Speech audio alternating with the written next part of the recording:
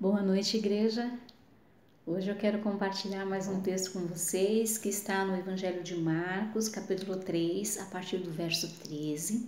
E nós vamos responder algumas perguntas que provavelmente a gente se pergunte ou que outras pessoas nos perguntem sobre por que nós seguimos Jesus Cristo, ou se de fato nós somos seguidores de Jesus Cristo, como é que nós então entendemos isso, né? Com base no que nós falamos para as pessoas que nós somos seguidores do Senhor Jesus Cristo. Eu quero lembrar para vocês que no domingo eu havia falado com vocês que através da oração do Pai Nosso, o Senhor Jesus Cristo mostrava aos seus discípulos como é que ele pensava, como é que ele agia, como é que era o propósito dele com relação ao seu próprio ministério, ou seja, a cosmovisão de Jesus Cristo. Então ele faz isso através da oração do Pai Nosso, ele mostra através da oração do Pai Nosso, mas a gente precisa saber então que, já que ele deu a sua cosmovisão, né, mostrou para os seus discípulos, e os discípulos? Qual que é o papel deles, né, no ministério de Jesus Cristo? E eu quero então compartilhar um texto com vocês e começar a pensar sobre isso. E eu espero que o ajude a se definir como um discípulo de Jesus. Então vamos lá, Marcos capítulo 3, a partir do verso 13. Jesus subiu um monte, chamou os que ele quis e eles foram para perto dele. Então escolheu 12 homens para ficarem com ele e serem enviados para anunciar o evangelho. A esses 12 ele chamou de apóstolos. Eles receberam autoridade para expulsar demônios.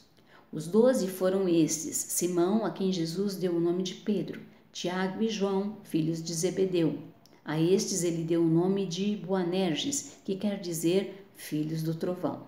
André, Felipe, Bartolomeu, Mateus, Tomé, Tiago, filho de Alfeu, Tadeu, Simão, o nacionalista, e Judas Iscariotes, que traiu Jesus. Muito bem, tem um detalhe nesse verso que diz o seguinte, no verso 13: Jesus subiu um monte, chamou os que ele quis e eles foram para perto dele. Bem, desde de toda a história de Israel, havia então os mestres, tinham vários mestres, e os mestres então convidavam os seus discípulos, né? Ou chamavam, alguém se destacava, e esses discípulos, eles iam seguir o mestre, mas eles não iam seguir assim de qualquer jeito, eles tinham que seguir de perto. E eles seguiam tão perto o seu mestre que os mestres da época diziam o seguinte: você deve seguir tão perto que a poeira dos pés do seu mestre vão para o seu pé, a ponto do seu pé sujar com a poeira dos pés do mestre. Não com a poeira do próprio pé, mas estava tão perto que a poeira dos pés do mestre passavam para os pés dos discípulos. Isso significava que eles estavam muito perto. Então, o discípulo, uma das características do discípulo é que ele está muito perto. Ele não segue de longe, só observando. Não, ele está extremamente perto. Esta é uma característica muito importante.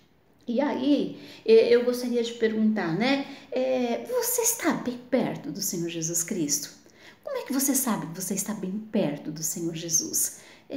Você tem ouvido o Senhor Jesus Cristo? Você tem conversado com Ele? Você tem lido a sua palavra? Você tem compartilhado com Ele das suas questões? Tem conversado dos seus questionamentos, das suas dúvidas, dos seus sofrimentos, das suas alegrias?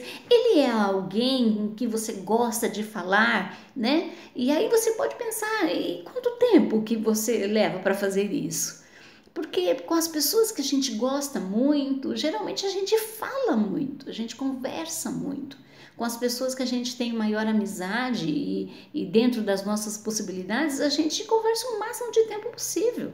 Geralmente é todo dia, né? Quando a gente gosta muito de uma pessoa. Se não todo dia, muitas vezes na semana.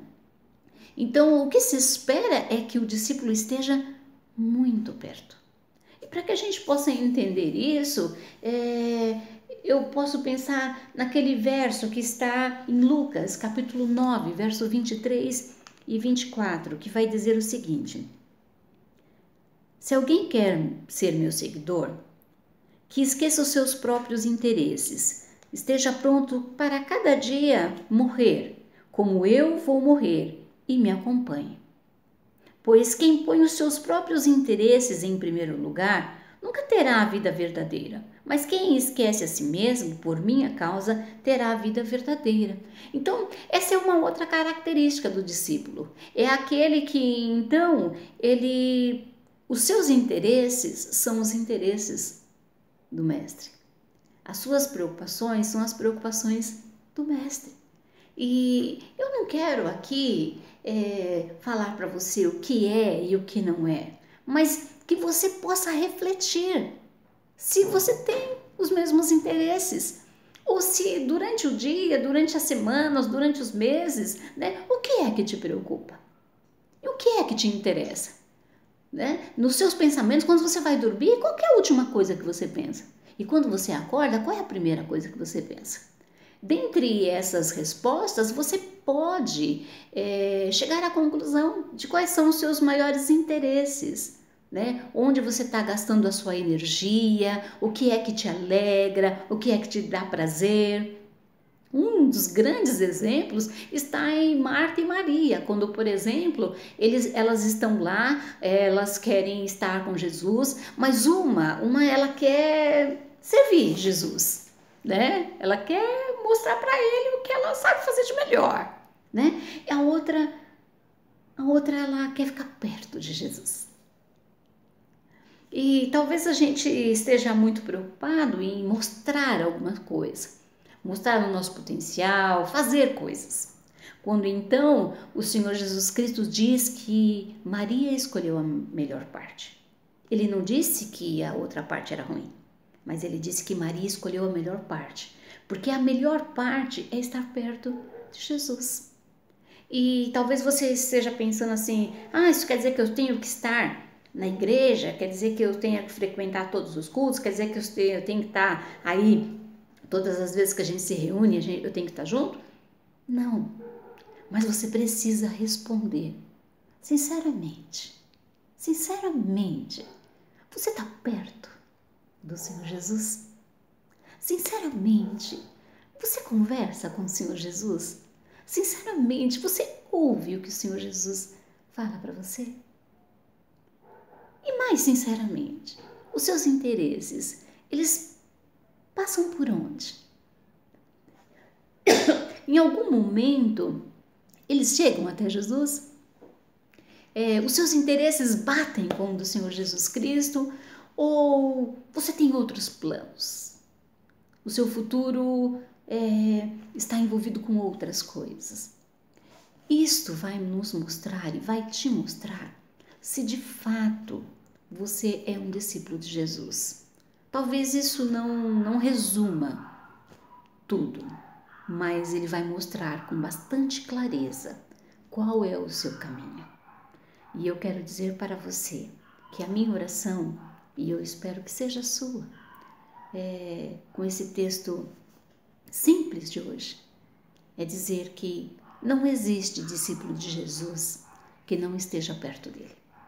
E não existe discípulo de Jesus que não negue a si mesmo e que deseje, então, a vontade do Senhor. Então, para encerrar essa breve reflexão hoje, eu gostaria de dizer para você que a minha oração, e eu espero que seja a sua oração, é que nos meus pés se encontrem a poeira do nosso Senhor Jesus Cristo e que nos seus pés se encontrem a poeira dos pés do nosso Senhor Jesus Cristo. Que Deus te abençoe.